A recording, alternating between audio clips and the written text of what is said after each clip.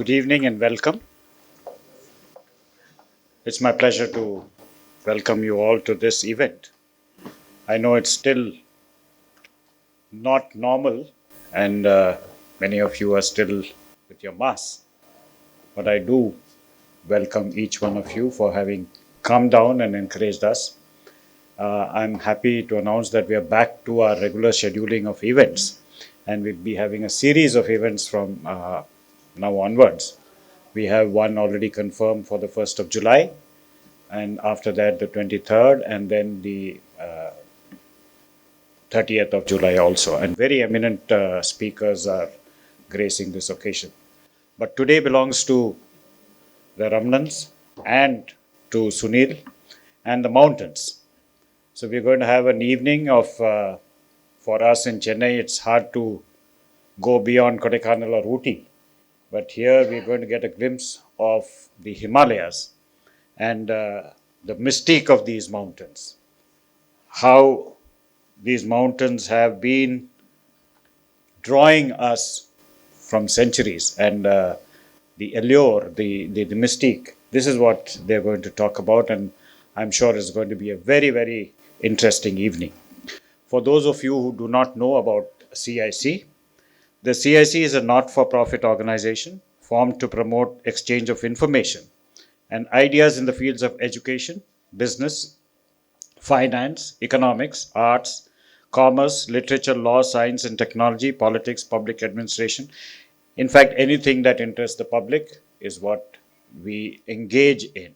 And we engage by calling eminent personalities in this field and asking them to share their experiences with us. We were formed in 2016, and in these years, we have conducted more than 140 events. And the speakers here have been very eminent personalities in their own right. And I'm happy to announce that we will soon be acquiring our own building. And we do invite non-members to become members. And this is a growing organization, and we are sure that with your support, we'll grow from strength to strength. Without further ado, let me invite Mr. Ishad, who is our trustee, who will introduce the speakers of today and then conduct the proceedings. Mr. Ishad, please. See, this topic, when it came up, the aim is, I hope, that by the end of this session, we'll inspire at least, I don't know, even 5 or 10 of you to want to climb a mountain, at least to do a 5,000 meter peak. Easier said than done, but we've got our eminent speakers here to tell you how and how to go about it and how to prepare for it. The question basically is, interestingly, as to why would you want to climb the mountain, right? And the question is, when George Mallory was asked, he was the first expeditionist to the Mount Everest. He was asked as to why do you want to climb Mount Everest, and he said the famous words, because it's there. But I have a personal anecdote that I want to share. In 2010, I have a friend of mine here, Shahid, who also climbed Mount Kilimanjaro with me. 2010, business was really tough, and I was really, looking for something to challenge myself, because not feeling very confident about my own professional part of my life. And a gentleman came to see me that day, and he said a comment. He said, I asked him, Mr. Ravi, how are you? And he said, oh, on top of the world. And that was the only comment he said, but that stuck in my head that day. And I said, how does it feel to be on top of the world? And that led me eventually to climb Mount Kilimanjaro that year, because I said, I've got to find out. And then I read this thing by Sir Edmund Hillary, and he said, it's not the mountains we conquer, but it's ourselves when you actually climb and do the summit. And it was true for me. It was at that point in 2010, that year when I climbed the mountain, reached the top, made a big impact for me. And so I've been passionate about climbing, and so I was happy to have the opportunity to moderate here today. How it was done and what we need to, how we prepare, all that will be shared by our eminent speakers here today. I'll just do a brief introduction of our guests. Mr. Ramanan is an architect by profession, a a trained mountaineer and a passionate photographer. He's received several awards for both for architecture as well as for photography, over 100 awards for photography. And his exhibition has been inaugurated by Mr. Tenzing Norgay, as well as on the 50th year anniversary of having summited Mount Everest. That exhibition was also inaugurated by Sir Edmund Hillary. Your photo exhibition was inaugurated by Sir Edmund Hillary, so fantastic. Apart from all the number of summits that he has achieved, he's also, he started climbing in he took the training in 1976. So from the Nehru Institute of Mountaineering in Uttarkashi. And he's the founding member of the only mountaineering club of Tamil Nadu. And really amazing is the Nehru Institute of Mountaineering has conferred a title on Mr. Ramanan as the messenger of the Himalaya to the people of the South. So an apt title. And Mrs. Vrinda Ramanan is an accomplished Bharatanatyam dancer, and she is the founder and artistic director of the Balakala Vidhanam. And in terms of mountaineering, truly amazing, ma'am. I mean, trained in 1979 at the Nehru Institute of Mountaineering as well, the only South Indian in the All India Women's Expedition to Mount Srikanta. And you've done the winter expedition, the Chadar trail on the frozen river Zanskar. You've taken students and inspired over 400 students to get involved in mountaineering, and you're actively involved in spreading the message and about conservation and environmental. You've written and you've authored books on this. So fantastic. Congratulations. Thank you for being here with us. Thank you. And then the last case the curious case of, like Mr. Benjamin Button, we have the curious case of Sunil Ralan. Started at the age of 58, climbing at the age of 58, 4 years back. And he is getting younger by the year, and he is on a roll because he's doing 2 peaks a year. He's already finished one this year, and he's trained in the Alps in Chamonix, and he's trained in New Zealand, and he's getting ready for another peak this year in September. Every year I noticed you've done 5,000, 6,000. Now this year is your 8,000 peak. So thank you. What we'll do is we'll start off with Mr. and Mrs. Ramanan doing a presentation, and then follow that up with question and answers with me and Sunil, and then open the question and answers to the audience. Okay, thank you.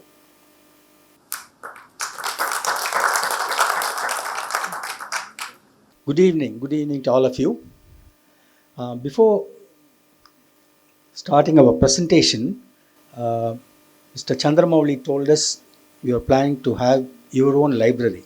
So we have come out with several coffee table books. Our first coffee table book was Joy of the Himalaya, which was released by Mr. N. Ram. I don't have, it's all sold out. Our next book was Srirangam Bhuloka Vaikundam. So very nice book. Then after seeing that book, Tirupati Tirumala Devasthanam, they invited us, and 2 years we did a book on TTD. That book is with the Prime Minister, President, all the embassies throughout the world. Then recently we did another book on Srirangam, art and architecture and murals and all that. Now recently Hindu came out with a book on Himalaya. It was released just 3 weeks back by Mr. Brigadier Ashok Abe. He was the president of Indian Mountaineering Foundation, and Mr. N. Ravi and Mrs. Malini Parthasarathi in Hindu office. So I would like to give these books to your library. You can, Mr. Chandramouli can come and see this.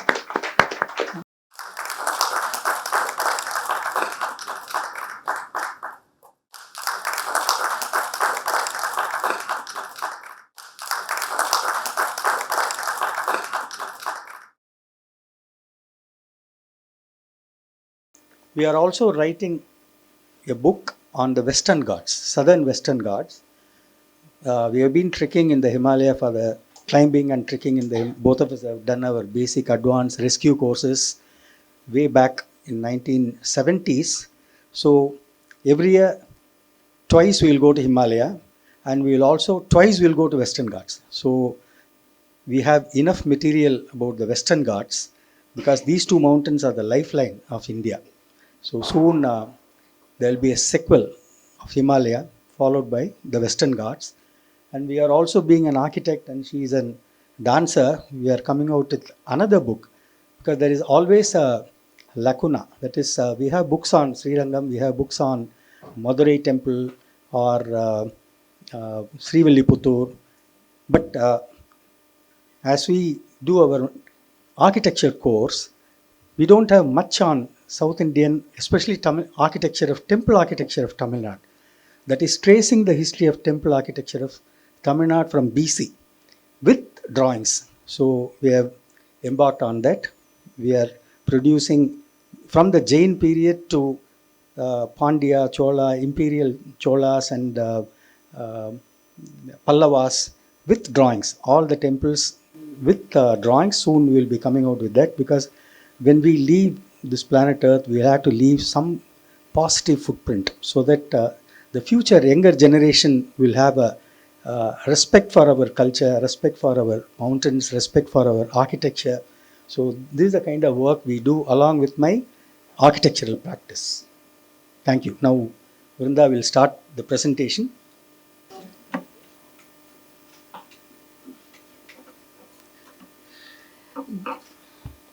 Good evening, ladies and gentlemen. Ramanan and I bring the good tidings of the Himalaya for all of you. And we thank the board members of CIC for giving us this fine opportunity to share what we know about the mystic of mountains. I really loved the title, the topic, the mystic of mountains, of our mountains, the Himalaya, which weave the destiny of our nation, and which also weaves the destiny of each one of us. And as you know, as all of you know, the Himalaya is about 150 million years old, and can you hear me? Yeah, I'll take this. Yeah. As all of you know, the mountains, the Himalaya is 150 million years old, and it's been 150 million years back. It started breaking away from the Gondwana land and started moving towards the Asian mainland. And the converging crusts of the Asian mainland and peninsular India, uh, they rose, taking all the sediments of the ocean up to the high peaks of the Himalaya. And thus the fold mountains of the Himalaya were formed. And you can see this, taking along with it all these sediments from the ocean bed. So this was how Himalaya was born. And if you see, Karakoram and Himalaya are the youngest mountains, and they are still spreading and still growing. The Himalaya, which was formed so many years ago, and it's the youngest. Yeah. The Himalaya is the backbone of our nation. And as it's been nurturing our culture and our dharma, each one of us is in search of happiness, of peace, of calm in our lives, and it seems to be the pursuit of our lives. And if you see the sadhus and the sannyasis, the Buddhist monks, the Jain monks, they all go in search of this only to the Himalaya. It is in the Himalaya that they attain nirvana, or at least the peace of mind. So if one has to attain nirvana, or the peace and calm that you're in search of, you have to definitely go make a trip to the Himalaya. And nowhere else will you find this kind of peace and calm and quiet and silence. So in our talk today, we are going to present some special places in the Himalaya, magical and mystical, that are not very popular and are found scattered in the various parts of the Himalaya, Indian Himalaya. this is Padmasambhava. He's Guru Padmasambhava. He came into Tibet from Udayana, and in the 8th century, and he was a Vajrayana practitioner. He was a Vajracharya from the Gugi kingdom of Toling, and he was a tantric Buddhist, and he located about 16 very beautiful earthly paradises in this place. And in India, like you have in Arunachal Pradesh, then you have in Sikkim, in Himachal Pradesh, in Lahore Spiti, and in Zanskar, besides others in Nepal, Bhutan, and other places. So we will stick to these very special places which you might not have heard about. And uh, these earthly paradises were called Bayuls. They were called Bayuls, and these Bayuls were very special places where now, actually, if you think about it, what's a Bayul? A Bayul is a place where the physical and the spiritual world, they overlap, and the tantric practices that are very effective, the effect of the tantric practices are manifold in these Bayuls, and they are because of the rich vibrations there, they are extremely they are biological hotspots where you have plenty of very beautiful flora and fauna, very rich. And then the third thing is, when will you know that it's a Bayul? Now, normally we read in books that the Bayul will be revealed when there is destruction, and when when the spiritual practices become so corrupt, then there are Buddhists called Tertons who will come out and show you texts and the terma where these Bayuls are. Where will you find about these Bayuls? So it is said that you will find them in scrolls, which will be hidden under rocks and inside caves, behind very big, gigantic waterfalls, and also in monasteries and in stupas. So that's what is said about the Bayuls. And the Bayuls are extremely quiet places.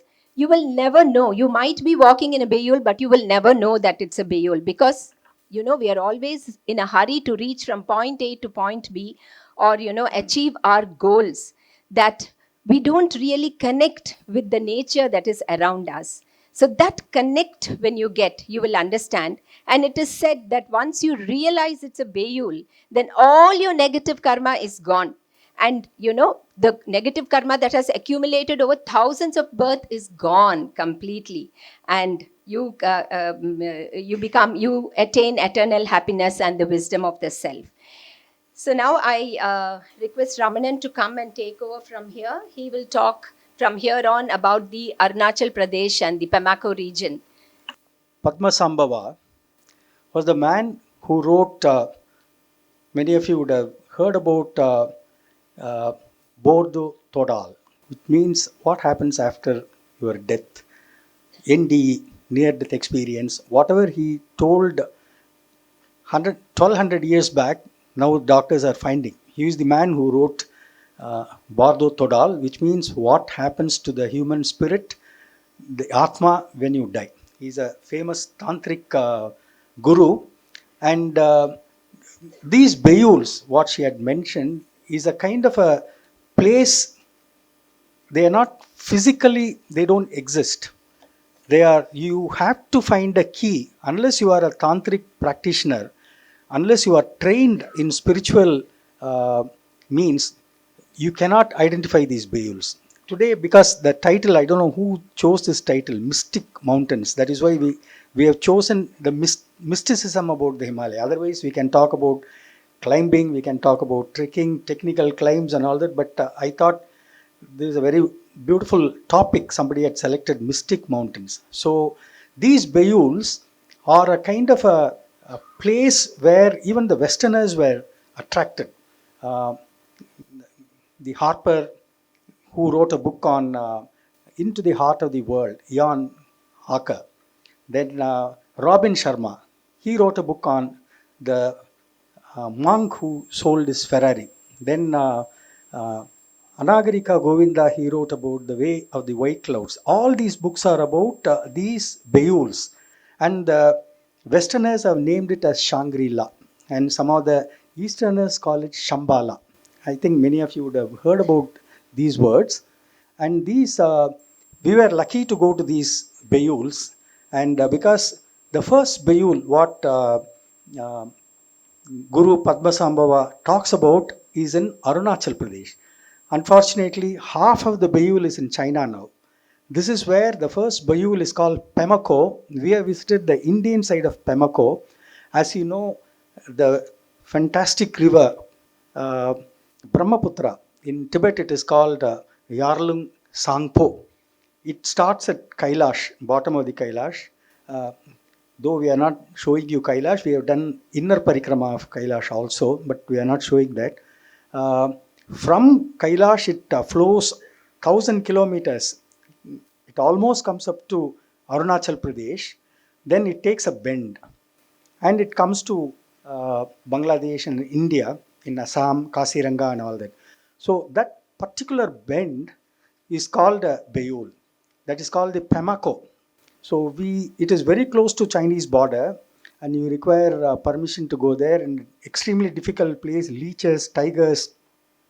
So we went to that Beoul, and that Brahmaputra bend, if you Google and see, it is 150 miles and it is 3 times deeper than Grand Canyon, and this is the only place on planet nobody had negotiated this bend. It is 150 kilometers.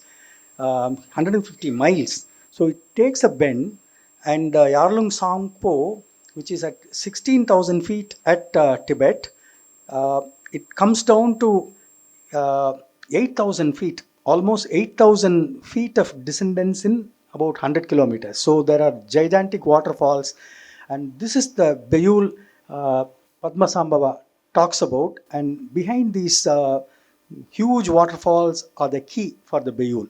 And yes, you can move. And as you know, Arunachal Pradesh, throughout the year there is rain. There is fantastic rainforest like this. This is when Yarlung Sangpo enters India, it is called Sayang. Then when it enters the plains in Kaziranga in Assam, it is called Brahmaputra. So this is Yarlung Sangpo, but now it is called Sayang in Arunachal Pradesh. And the forest of Arunachal Pradesh has a lot of tigers, leopards, and elephants, and leeches. So we went on a beautiful trek on Arunachal Pradesh full of Adivasis, and it's a Beoul. And elephants, and this is the only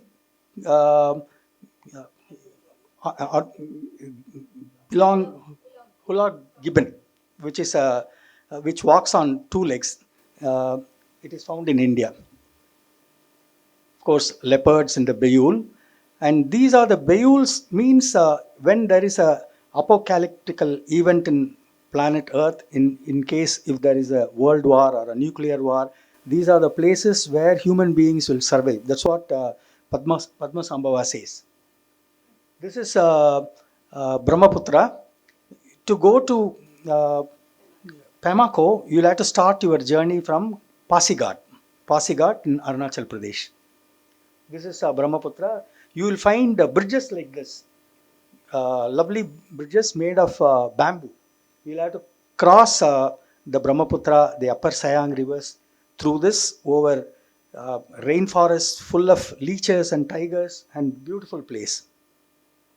And this is the Adi girl, and they're all highly tantric people. You can see a lot of animalistic kind of worship there. They are called Doni Polos. Of course, it's a form of Buddhism, but they worship dead animals. They kill animals, but they eat it. But then very environmental and forestry conscious people. They don't kill for fun. And these are the Adivasis people. You'll have to stay with the Adis only. There are no hotels or anything. Inside the Pamako region, and very, very hospitable people, and most of them are Buddhists and extremely tantric, and they are also hunters, hunter gatherers, and they don't kill for sports, but they kill and eat. And the government of India had given them rights for hunting. And after about a week of difficult trekking, you'll have to reach a place called Lama Kukut. You have to stay in places like this. From Lama Kukut, you can see the starting point of the Himalaya. The starting point of Himalaya is in Arunachal Pradesh. It is called Namche Barwa. There is a peak called Namche Barwa at Gyalaperi is an Adi. So being a Pamako is a region in the shape of lotus, and this lotus is in the shape of the Dakini. The chief of the Buddhist Dakini is supposed to be lying down there. Her name is Dorji Pangmo. Namche Barwa and Gyalaperi peaks, they are all about 25,000 feet. It's supposed to be the breast of the Dakini, and Yarlung Sangpo is the spine. That is, the Brahmaputra river is the spine. Lower part of the body is called Yangsang. There is a river called Yangsang. Some of these rivers are in China. And the confluence of Yangsang and Yarlung Sangpo is the heart of the Pamako. That is where the mysticism starts. And in Indian side of the Pamako, there are many lakes like Danakosha, Devakota, some of these lakes and valleys we had visited.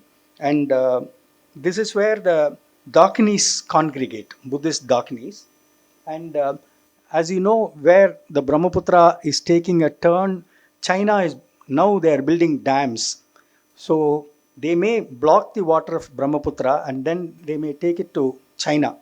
And some of the portions of the Chinese Pamako is so mystic, but now they are laying 4-lane roads, tanks are moving there, and China is they overrun Tibet. This is eastern Tibet. This is part of China now, and they are devastating Pamako. And for all you know, that Pamako would have already vanished from this planet Earth. So next Pamako, Vrunda will. This is in Sikkim. So that was the Beul Pamako, and now we'll go to the Beul Demazong in Green Lake in Sikkim. So see, Padmasambhava, when he created these Beuls, he also created some goddesses to protect the area. Over 100 square kilometers of area was protected by these goddesses. And they would come in the form of a snowstorm or a mist or a leopard. So they would come in many forms to protect the people. So that's the belief. So we'll go into the Beul Demazong. It's called the Hidden Valley of Rice. These are some of the paths that we go through while walking in Sikkim. It's one of the most beautiful places, and there are so many rhododendron forests. There are some 50 to 55 varieties of rhododendrons, and they are very beautiful. This is on the way to Gochila. This again is an ethereal path which has been laid out by our ancestors. These wooden planks are not laid out by anybody recent. It was done way back, and and this is on the Green Lake. Kaveri, who came with us, is also here in the audience. She also came on this trek, and it was one of the most difficult treks. Sometimes, with no, I'm not belittling the climbing of a peak. It's very, very, very difficult. To climb a peak, you need a totally different kind of a mindset because you have to be goal-oriented and all that. But even during doing this kind of climb, we, Ramanan and me, when we started, we decided we would write a book on the Himalaya. So this was our first, this was our goal. Ever since we started, we wanted to write a book on the Himalaya. And Dayanand Swamiji would always say, you have to be a contributor to the society. You have to contribute. So this was what we thought, and we thought, just as corporates have corporate social responsibility and all, we thought this would be artist social responsibility to give something back to the society. So this was our group when we walked on the Pamako in Green Lake in Sikkim. It was a very difficult trek, and this is from Ramanan's pre-Everest expedition. This was his pre-Everest expedition. They went to Kabru Dome, again in Sikkim area. You will see some more pictures where they negotiate really difficult terrain. This is some of the terrain that you see on a Beol. So you cannot go to a Beol thinking that it's going to be easy walk. Any way trekking in the Himalaya or trekking on any mountain is very difficult. More so in a Beol. This again is a very interesting picture. Completely snowbound. And it requires very technical knowledge. You have to be very technically very, very sound if you want to walk here. This again is a cornice, and they are negotiating the climb. This is Mount Sineolchu. And this Mount Sineolchu is one of the most beautiful, it's ranked as the most beautiful mountain architecture by Douglas Freshfield. He says the most superb triumph of mountain architecture and the most beautiful snow mountain in the world. This we saw from Green Lake in Sikkim. This is, we camped on the snow in Green Lake. This was on a starlit night. And this is from the Goichala side. We saw the Goichala peak, the Goicha peak. We saw the Goicha peak. We saw the Kanchanzanga, an extremely beautiful site. And this is again Kanchanzanga from the Green Lake side. You have the tent peak, the Sugarloaf peak, and all that. Kanchanzanga, by the way, means 5 treasures of the snow. The 5 treasures are gold, silver, grains, and religious texts. That is, and Kanchanzanga is rated as a killer mountain. So most people really don't opt to climb for that, are not given the permission to climb the mountain. So that was Beol in Green Lake, Sikkim. Now we'll move on to this. The next what we are going to see is not a Beol. It is the very magical mountains in certain very sacred places in Garhwal and Kumaon Himalaya, where Buddhism is not so rampant. So over to Ramanan, he will take you through that.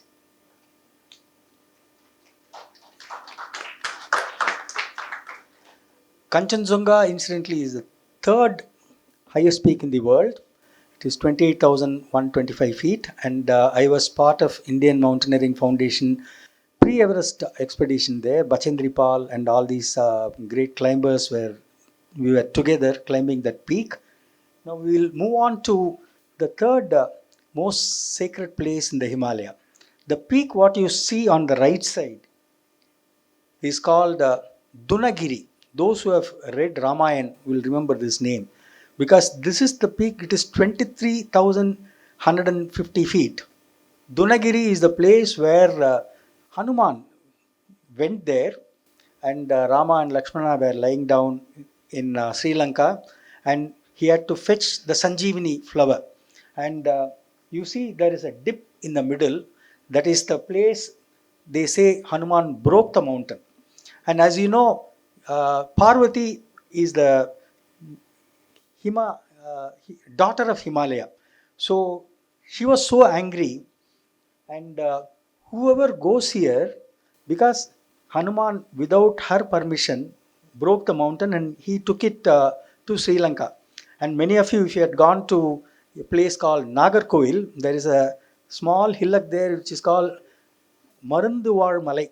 So when Hanuman was flying, a piece of Dunagiri fell there, it seems. So some of the plants what you find in the Himalaya, in this region, you find it in Marunduvar Malai, somewhere in Kanyakumari district. And the peak on the extreme left side is called Changabang. This is one of the most technically difficult peaks. Even today, of course, you cannot enter. This is called Nanda Devi Inner Sanctuary. Nobody is allowed to enter there. If you remember, in 1977, the Americans went and kept a nuclear device on top of summit of Nanda Devi. After that, Nanda Devi was closed completely, the inner sanctuary. Luckily, I had been to the inner sanctuary long back, even before the Americans went there. We had been there. So this is Dunagiri. And to just share a funny moment, when Rajinikanth, they were showing something on TV about he went to Sanjeevani Malai, and they showed some small hillock with a lot of green trees and all that. One scooter was going there, and then they said that is Dunagiri, and this is the original Dunagiri, and we went there and in search of Sanjeevani flower. Next. Yes, this is a mystical place. As I told you, Hanuman broke the mountain without the permission of Parvati. So here, the reigning goddess is Nanda Devi. There are Kumaon, Garhwal, there are about 1,000 beautiful villages. There, the presiding deity is Nanda Devi, who is Parvati. So here, nobody is allowed to even utter the word of Hanuman. She will get wild, it seems. So when we camped here at a place called Vasiki Kund, which is about 16,000 feet, that is the base camp of Dunagiri, and we didn't know this. And Vrinda and some of our friends, they used to chant Hanuman Chalis. And we were chanting Hanuman Chalis. And that night it started snowing and snowing and snowing endlessly. We were to leave next morning. It didn't stop. Next day, 2 days, 3 days, it was snowing, and all our tent, everything collapsed. And we couldn't walk anywhere. Then somebody came from a village far below. They knew that we were camping higher up. They came and said, "Did you say Hanuman here? Otherwise the weather will not change like this." And they all said, "Yes, we did the Hanuman Chalisi. Please go." And there's a small stone there which is worshipped as Nanda Devi. There you won't find the big temples. There will be only small stones. So you go and pay Abarat, 1 rupee coin. We placed 1 rupee coin. Next day everything became clear. It became blue sky. We went further up. And this place is also very famous. If you have heard of a great writer called Bill Aitken, I don't know, many of you would have heard of Bill Aitken. Bill Aitken, he went to Nanda Devi. His life dream was to see Nanda Devi. This is the Sanjeevani flower. This is Sanjeevani flower. Sasuria, what is it called? Sasuria, I'll tell you that. So, Gossifisara. Sasuria Gossifisara. Yeah. When Bill Aitken, to reach the base of Nanda Devi itself is extremely difficult. One of the most difficult places on earth, because you have to go through a Rishiganga gorge, and a lot of people have died attempting to go inside the Nanda Devi sanctuary. And Bill Aitken is a spiritualist, and he is a Gandhian, and he was looking out for one particular Upanishad, and that Upanishad book was out of print for many years. So he took a guide, and then after a great difficult trek, he reached the base of Nanda Devi. And then for about 2-3 days, the weather was very bad. He couldn't see Nanda Devi at all. It was all cloudy. Then all the ration, everything was over. But Aitken was paying, "Let me have your darshan." Then after about 2-3 days, it opened, and then he saw Nanda Devi smiling at him. And then all his porters, they exhausted all their food stuff. So usually those days there used to be climbs on Nanda Devi. People used to climb. So many of those porters will hide all the tin foods inside some kind of burrows and all that. Because these people, they didn't have anything to eat. These porters, finally Bill Aitken also put his hand inside one burrow. And then to his surprise, he found that Upanishad book there. Can you believe this? He mentions it in his book. This book is available in Amazon. It is called Nanda Devi Affair. So there are such mystic places in Himalaya. Also, you might have read about Jim Corbett, man-eater of Kumaon. There he talks about one Ram Singh, his cook. Here in Nanda Devi, you are supposed to maintain silence. Women should not flaunt their beauties. She gets very angry. She has a lieutenant called Latudura, another peak. It seems Latudura will come in the form of a vand, as a beetle. So this Ram Singh of Jim Corbett, they were following a man-eater. Finally, they come very close to Nanda Devi. There's a Bugyal called Bedini Bugyal. We have also camped there. There, this Ram Singh made a lot of noise. Whole night he was drinking and dancing, and all of them saw a beetle coming and enter his mouth. And after they came back, 15 days march back to what is that place? Ranikhet. Um After 15 days, he never spoke because all his porters, they knew that he had swallowed the ghost of Nanda Devi, that is Latudura. And they all said, this fellow will die. And Jim Corbett, being a Westerner, he never believed this. But after 15 days, this Ram Singh, he said, tomorrow, 4 o'clock, I will die. Please get all my relatives. I want to see them before I die. Next day, 4 o'clock, he sat, he fell dead. So Nanda Devi is a very mystic place, and if you ever get a chance, you should be very careful in Nanda Devi area. This is a Brahma Kamal flower, very beautiful flower, and in Badrinath and Kedarnath, this grows at 16,000 feet only for 1 month during monsoon. They take this to Kedarnath and Badrinath, they do puja. That is the peak. Vrinda and myself, long back, we climbed part of Indian Women's Expedition, All India Women's Expedition, in which she was a member. I was invited as a guest photographer to cover the expedition. Next one. These are some of the flowers, primulas in that area.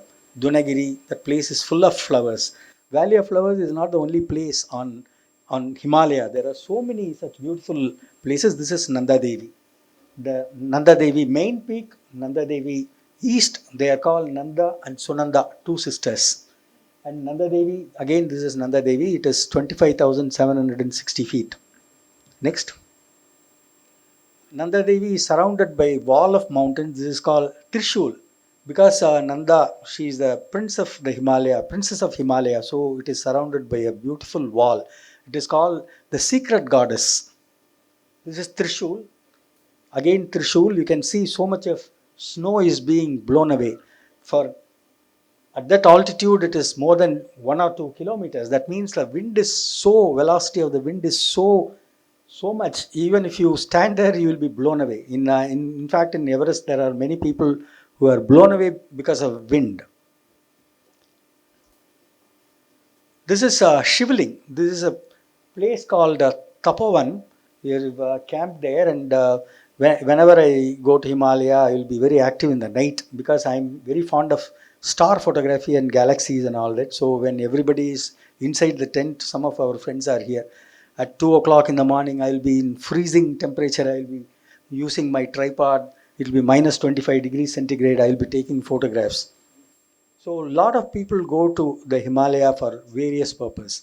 Geologists go for geological interests, photographers, painters, then adventure people, and also there are many people who have a wish bucket list. They tick, I climb this peak and come back. Next. We also, because we were writing books, you have to be jack of all trades. You must be able to take photographs of people, wildlife, flora and fauna, macro, then landscape.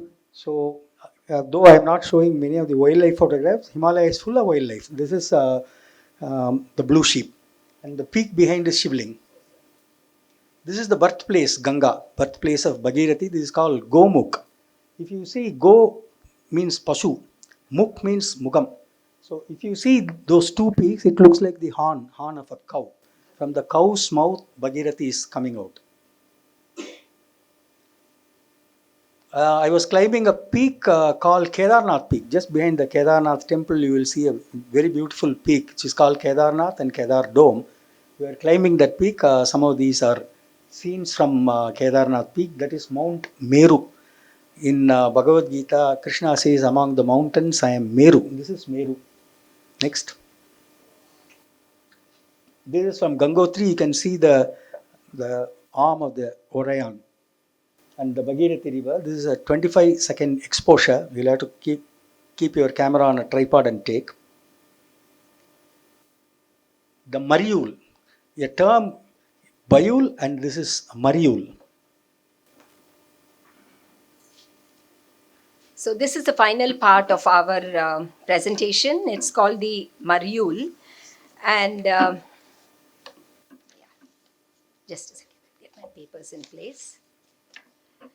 So this Mariul means the red land, and it's the land of copper. Zanskar is the land of copper. It has it has plenty of copper deposits, and hence it's known as Mariul. It gives a reddish color. Yeah, it is the Trans Himalaya. Yes, it's on the other side of the Himalaya. It's the side which doesn't receive any rainfall. This is a caravanserai which which is crossing over Shingola to go to Zanskar. This is again part of the Shingola, our porters.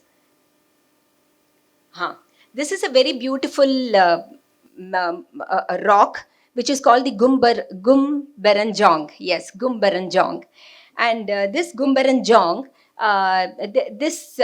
soon after we cross the Shingola, we come across this. This is the river Kurgyak.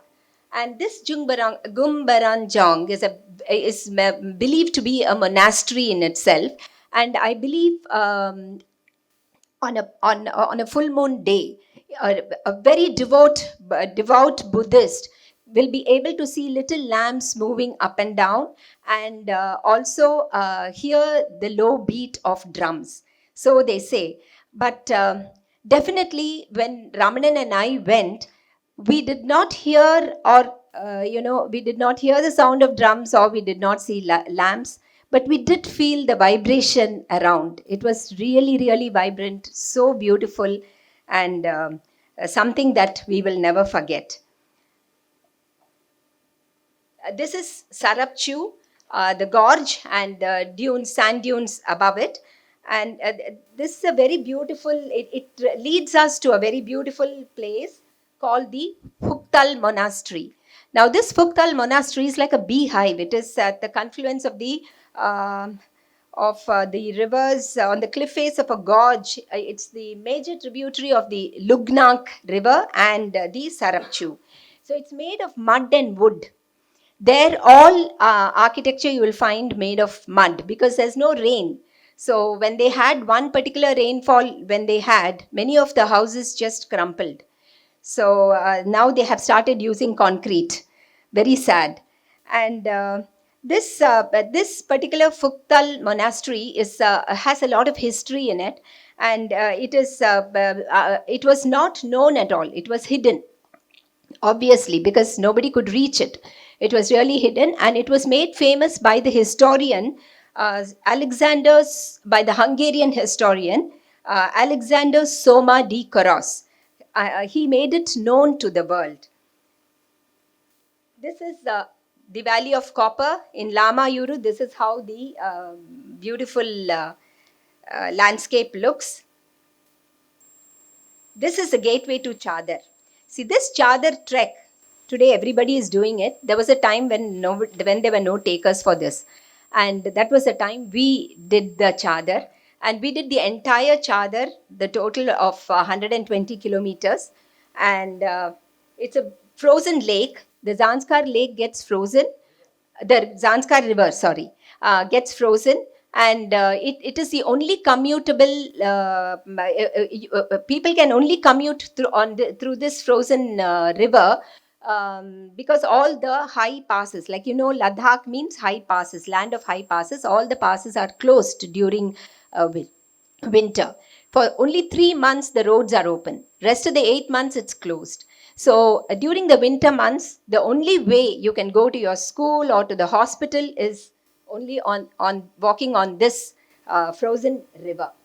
This is a frozen again, part of the trek. This is Nyarak. It's a very famous waterfall which they believe has been has been created by the Buddha himself, because they didn't have water for a long time, and Buddha gave a small vessel with water and with a fish, and life was born, and water also came. This is at what is that place called? Yeah, it's a very this is again on the Zanskar River, frozen river, and just look, so some Paldho it's called, and there are these little like lotuses. The frozen ice is floating, very very beautiful, extremely beautiful. This is also part of the frozen river trek. This is Somoriri. It's a lake. See, Trans Himalaya is famous for its lake. You have the Pangong Lake, you have the Sokhar, and you have the Somoriri. And these lakes are, around these lakes, there's so much of life. Okay, so this was a frozen lake, and I, in all my, I was so excited that I just slept on it. And Ramanan clicked a picture, which I didn't mean to do it. I didn't mean to flaunt myself, but it was a natural reaction. This is the Stucknam Monastery. There are a lot of Buddhist monasteries in this area. This is the Stucknam Monastery, and you have the Indus River flowing in front.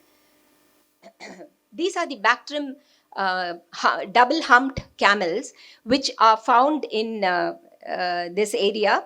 It's very difficult to see them and spot them. And we were very lucky. We just entered the Tuk-Tuk village and we got a picture of this. It seldom happens. We were lucky that day. The Tuk-Tuk village, incidentally, is the last village that borders India and Pakistan. Yeah, Siachen Glacier, yes. This is another very beautiful monastery. It's called the what's it called? Changde Monastery. Changde Monastery. These monasteries the names are also confusing, that you tend to sometimes mispronounce them. And this again is a very beautiful place in the Ladakh area. These are yaks. Coming to the people, the people are very beautiful. These are this is from the valley of from the Dahanu Valley, and these people are supposed to be, why there are very many. There are Changpas, there are so many people, but we chose these people because they have a very beautiful story, spun around them. They are direct descendants of Alexander, and they stayed away. Like when Alexander left India, some of his soldiers went with him, but some of the people just stayed back, and they boast of pure Aryan blood. So they have very aquiline features, blue eyes, extremely beautiful, and they don't. It's a vanishing tribe because they don't marry outside. They're very conscious about their gene pool. These are the men. Just look at their headdress. They take all the flowers and decorate themselves, and even the men, even the women, their heads will be like flower vases. There'll be flowers all over up. This is how they dance. Every evening they dance. Really, it's so beautiful, simple life. This is the Dosmoshe, which takes place every year during the Tibetan New Year. It takes place in the Leh Palace. These are monks who are dressed in, they wear masks, and this is called the Scapegoat Festival, where the evil is won over by good. So that's the concept of this festival. You will have lots of drums playing and horns, blowing of horns, and very beautiful, especially against the background of the mountains. It's really really ethereal, and people come in their traditional attire. They come, so they're all sitting all over on the mountains in different places. It looks really really beautiful. This is the famous Hemis Gompa. This is the Ajanta of the Himalaya. It is called the Tabo Monastery in Spiti Valley. This is the famous Maitreyi Buddha. Maitreyi Buddha, and in the Tikse Monastery. These are some mischievous Lama kids, and the one you see, this boy is a Tulku. Tulku means somebody is a reincarnation of a master, of a Buddhist master who has, who has gone away, left this world and gone away. He reincarnates as a Tulku. So just give me a minute. I'll tell you how a Tulku is identified. Some things which are very dear to the previous master are placed, and are placed along with many other things also. Now, this Tulku will straight go and pick up the things that are belong to the old master, and that's how they recognize that that master has been reborn, as reincarnated. Yeah. These are Kiangs, some wild asses, and these are griffins. They are flying. This is a midwinter where you see the chortons all buried deep, 10 feet deep in the snow, and you can only see the upper portion. These are red fox. No, these are wolves. Yeah. This is, we were very lucky to see in the Spiti Valley. We caught a picture of a snow leopard with a kill. This we had been on the trail of the snow leopard for many, many years, and this was finally we got an opportunity to see it. This is a red fox. So that was our presentation. And as a concluding remark, I would like to say that our 40-year tryst with the Himalaya that started off as a sport. When we were young, we were so excited. It was like cycling, or it was like any other sport, like swimming. So we went into the mountains with so much it was the joy in climbing. But now it has taken a spiritual avatar. The immensity of the Himalaya has always humbled both Ramanan and me, and we have understood that life often takes us by surprise and orders us to move towards the unknown. So I think Ramanan wants to say something, but before that, I'll just read a poem of mine which I had written. When we walk close to nature, we understand life better. For it is from the natural world that we first emerged, and to which we still belong. The Buddha, seated on an expanse of snow, surrounded by these stoic sentinels, unfolds the spiritual sanctity resting within. I bloom like the petals of the lotus flower, smiling at the first rays of the sun. Silence seeps into my soul, and I drift into the stillness of meditation. Silence seeps into my soul, and I drift into the stillness of meditation. Thank you all.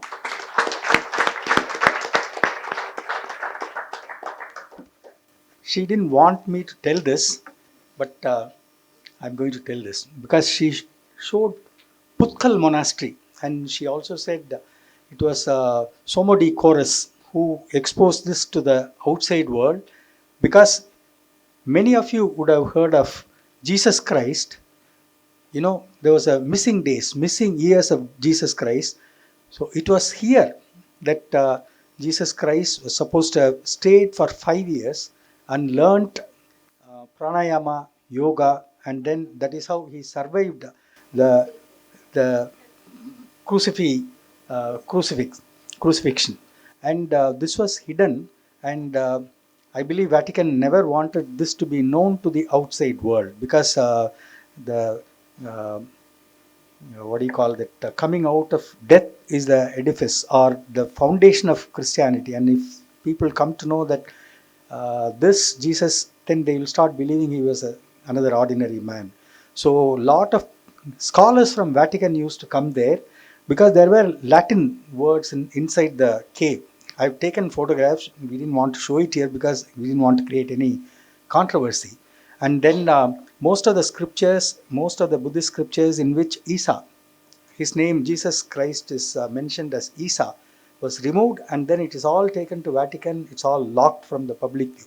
So that was Putkal, another mystical place. Thank you. Thank you. Thank you, sir. Please. Um, I'm conscious of the time, so I'll just move on to our next guest. Uh, Interestingly, I mean, 4 years back, Sunil would have been seated over there and would have been listening to this such great presentation, really fascinating presentation. Now he's sitting here because he decided that he wanted to also experience this. So I'd like to ask Sunil, uh, how did you get started? Okay, like Ramanan and Vrinda said that it's a journey which started off when they were much younger in their case as a sport, and then it sort of moved on to their level of spirituality. In my case, I started off in 2017, and I was 57 at that time. So for me, the lines between sport and spirituality were actually very gray, and I think I was going through a bit of, like you were looking at situations in your business. I was going through some challenges in my personal life, and I was looking at finding a direction in what I was going to do with myself. And then I met a young man who introduced me to say that I could go to Russia, I could fly in a MiG 29, I could fly up to something like 40,000 feet and ride a T-72 tank, etc., etc. And then he said, but you can also do some trekking if you want to do that. And I said, okay, this sounds interesting. I said, okay, let me try the Everest Base Camp trek, which was my first one. So I did that in 2017 November. So to come back to your question of how did I started very late. But I'm glad I did whenever I did. There is truly a spiritual calling with the mountains, I think. But in terms of fitness, what kind of preparation? How did you? I was always, you doing the usual, which I'm sure most of you do, going to the gym and your morning walk and your jog and all sorts of things. But then each time I was doing this, I was always looking for an excuse not to do it. And if I could do it at 6 o'clock, I was looking at an excuse to say, well, okay, I've had a late night last night, so I'll do it at 9 o'clock, I'll do it at 10 o'clock, and then miss it. But then when I started to do, some training for the base camp, and after I did that, I actually quite enjoyed what I was doing and I wanted to do more. So I thought I was doing quite well, but then I realized it wasn't enough. So I had to get into a more serious fitness routine. And today I've come to the point where I'm just out there no matter what, because I know if I don't train, I can't do the next line. Excellent. In terms of like the risks involved, and that seems that some of those photos and where you've been, I mean, just the risks involved with the sport seem also quite high. Yeah, but like you are a businessman. I'm also a businessman. In business, we always take what is called as a calculated risk. So, yes, mountaineering is an adventure sport, but we do know what the risks are. But clearly, we don't go, just venturing off or wandering into a mountain. We do ensure that we go with people who are, skilled, and typically we go with a guide who's got an IFMGA certification. So these are trained people that we go with, and then we have to rely on our own skills, our own equipment, our own training, and but yes, even then there are risks of nature, uh, but then that's the way you got to do it. I think I'll open up very soon for questions because of time. One of the last question that I have before I do that is there must be times when you're climbing, you're almost at the summit, and you're asking yourself, why am I doing this? Should I just give up and come back? I mean, does everyone? Have you gone through it, sir? Have you All gone the through it? time, all the time, all the time it happens. It's like, I've realized very clearly that before you give up physically, you give up mentally. So mental fitness and mental strength is I think key to this whole process. And yes, very often this happens as to, you I ask myself the question, why am I doing this? I mean, and I swear I'm never going to do this again. But every time I submit and I come back and I said, okay, I'm ready for the next one. Have you as well Yes, felt yes, the yes, same? we have to. But I think it's only in retrospect that we enjoy a trek. Right. When you're there, you really don't appreciate it so much, because the same roti dal, that's another thing that we South Indians face. So it's all okay. We adjust a lot, and we are very adjustive as mountaineers. All that is fine, but the same food every day, towards the end of it, I'll see Ramanan trying to swallow one roti, and me even lesser than that. So maybe some tea is enough. Right. You feel like that. So that stage comes for everybody. But then in retrospect, when you go back and think about it on a rainy day, you feel so happy that you've done something in your life, that you've seen, because there are some places where you'll have to pinch yourself. Is this real? Am Right. I all alone in this place? Is this real? Just one last one, sorry, is in terms of commercialization. I mean, you've seen this place, the beauty of this place in the last 40 years. How much has the commercialization changed the beauty of the In Himalayas? fact, it's terrible, because today there are so many companies which conduct uh, treks on a very commercial basis. There are so many Nepalese companies who take you to commercial expeditions, especially Everest and few peaks. So you pay $50,000, they take you up to some height. You pay $75,000, they can even carry you and go to the summit of Everest. And today in the mountaineering fraternity, if somebody says I climbed Everest, they will just turn their face. Nobody, it has become a joke.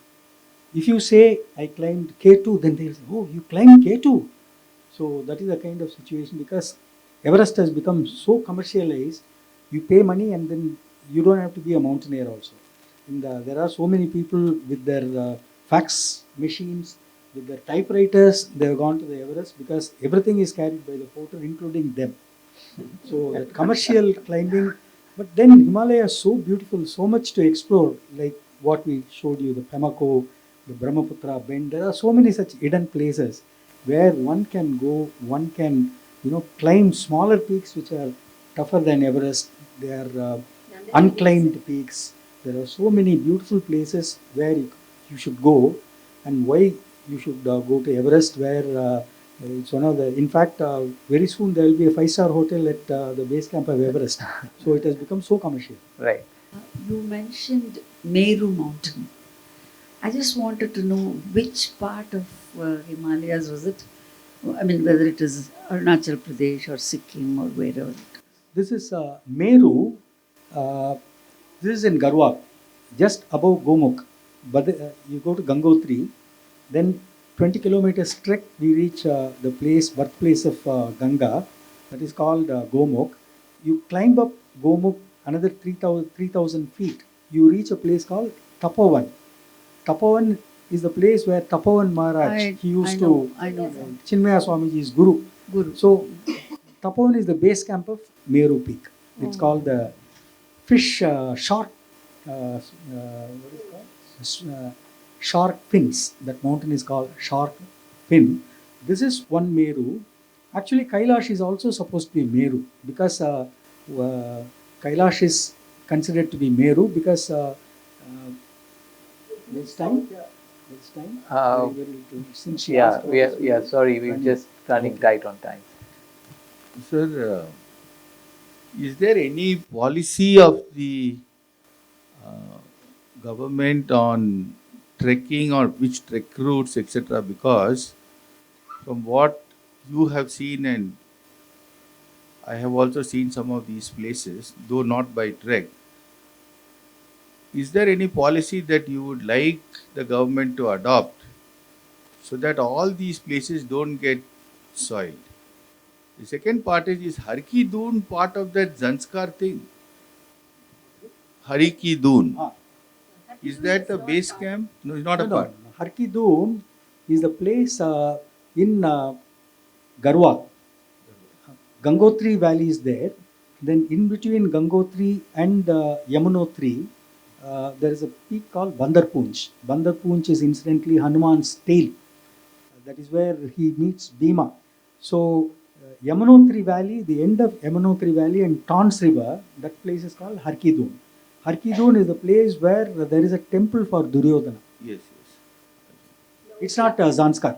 not. Harkidun is on this side, the windward side of the Himalaya.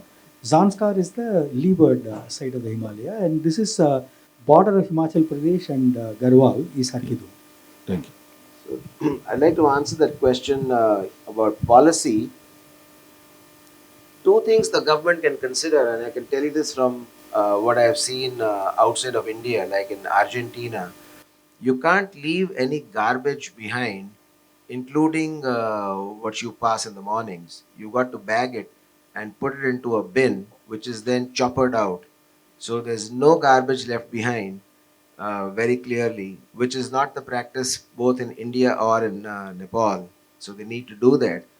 The other thing that we need to do in India is to make these things safer and better, is to permit, because there's no mobile connectivity in many of these regions, but even satellite phones are not permitted because of safety and security reasons. But perhaps, some of these adventure companies could be given licenses to have a sat phone, because, for example, if somebody was to fall sick, he'll probably have to be carried by porters 3 days down to base camp, by which time he's probably going to be dead.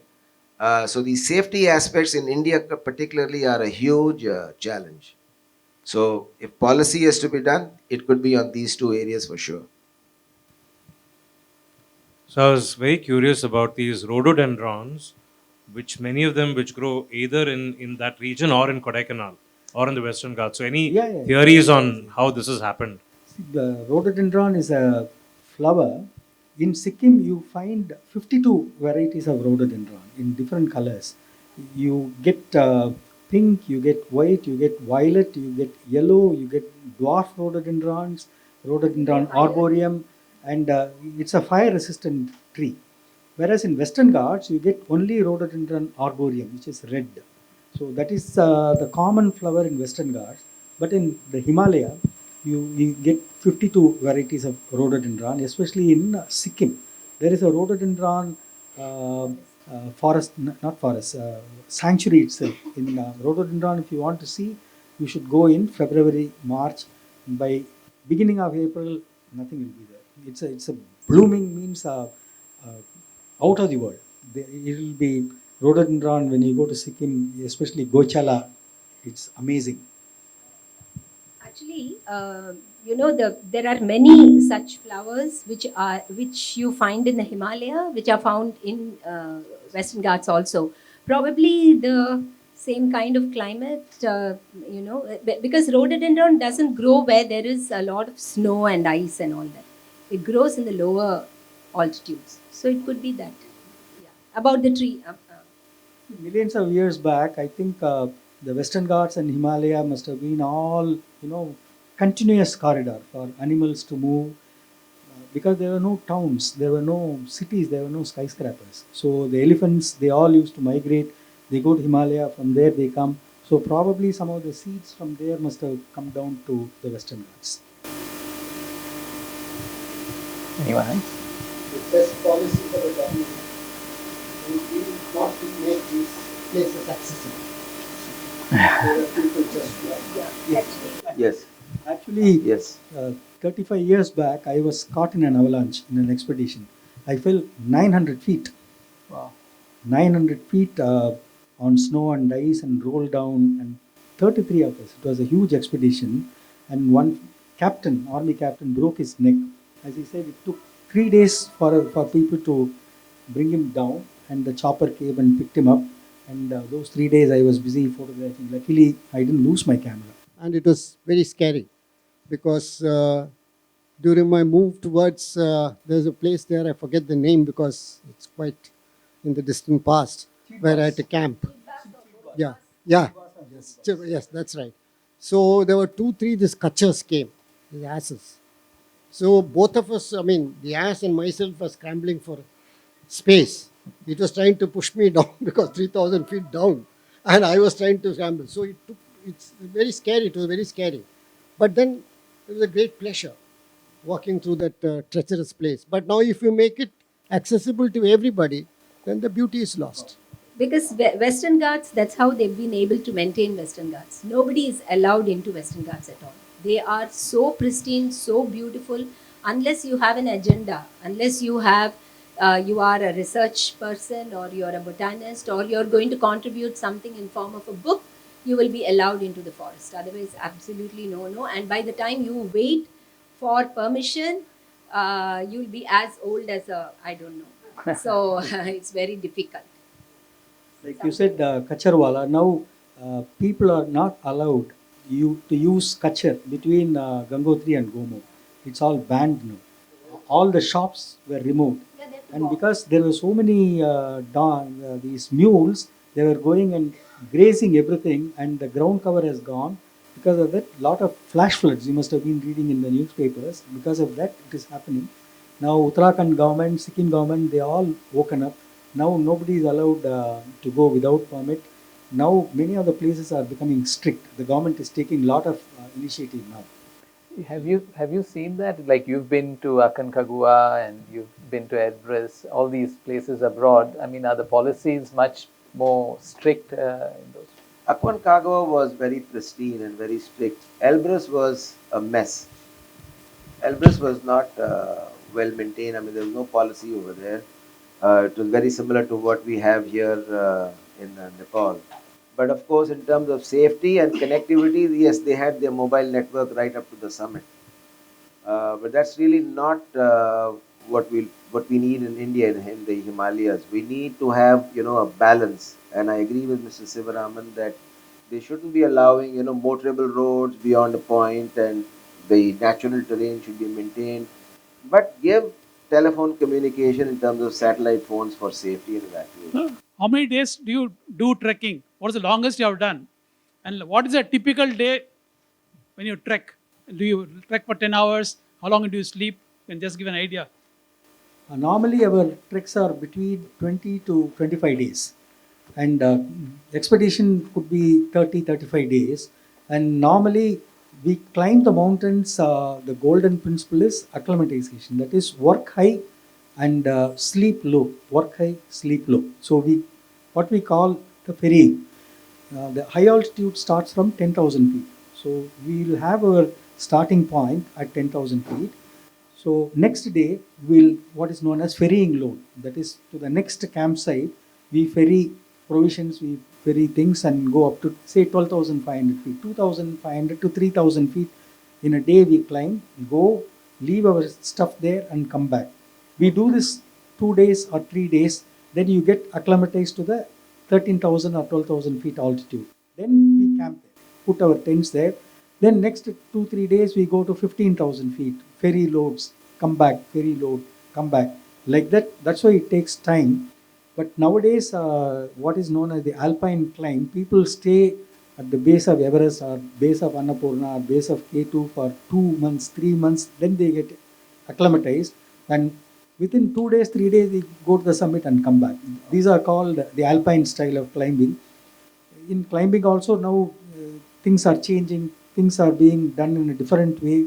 And there are people, there's a Nepali army fellow who climbed 14 peaks in 6 months. He created a record.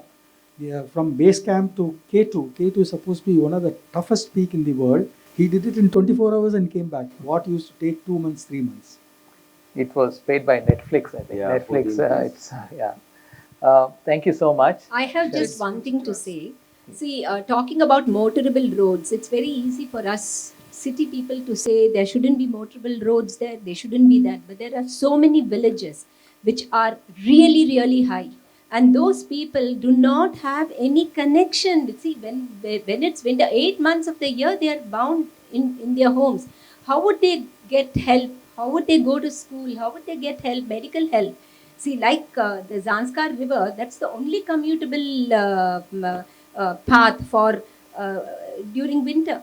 So what would they do? So it should be, the government should make motorable roads for them, definitely.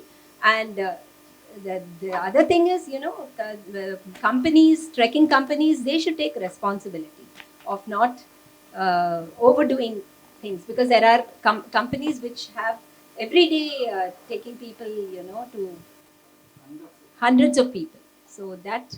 Thank you. I just wanted to ask, Please. Adi Shankara is said to have been seen last climbing the Himalayas. Is there any record of that? Adi Shankara, any record? The Badrinath temple was established by him.